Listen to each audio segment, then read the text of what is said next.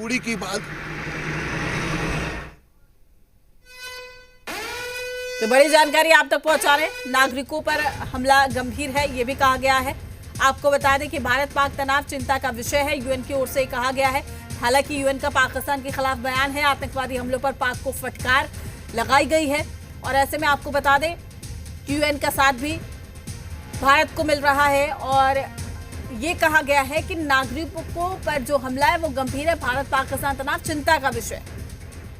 लोहे के चने चबाए, उस पर एक दूसरे आपस में बातें कर रहे हैं। हम यहाँ पर कुछ लोग हैं, रात्रि में जो घटना हुई, बमबारी हुई, भारतीय वायुसेना ने उसको कड़ा मुकाबला दिया। आप उस समय कहाँ थे और कैसा मंजर था, क्या कहेंगे उसके लिए? मैं यहाँ, ये धर्मशाला है, ये नज़दीक में मेहता धर्मशाला, इसमें था। काफ़ी धमाके आवाज़ें आ रही थी और डरावना तो माहौल था। आप कैसा था लग रहा, आपको कैसा महसूस कर रहे थे? महसूस तो डर तो थोड़ा बहुत था, लग रहा था, लेकिन मन में ये भी था कि ये आर पार की एक बार इसका डंडा ही निकल जाए पाकिस्तान का। ये है ये 70 सालों से जो कर रहा है रोज़ की किच से अच्छा एक बिल्कुल घर हो गया।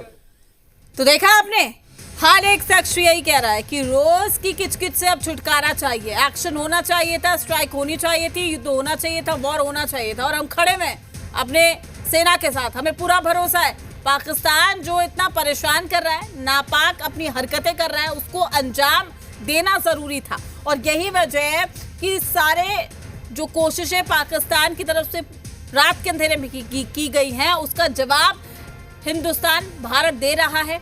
स्ट्राइक जो भारत की ओर से की गई है, तबाही का मंजर पाकिस्तान से जो निकलकर सामने आया, उसकी एक एक तस्वीर हम आप तक पहुंचा रहे हैं।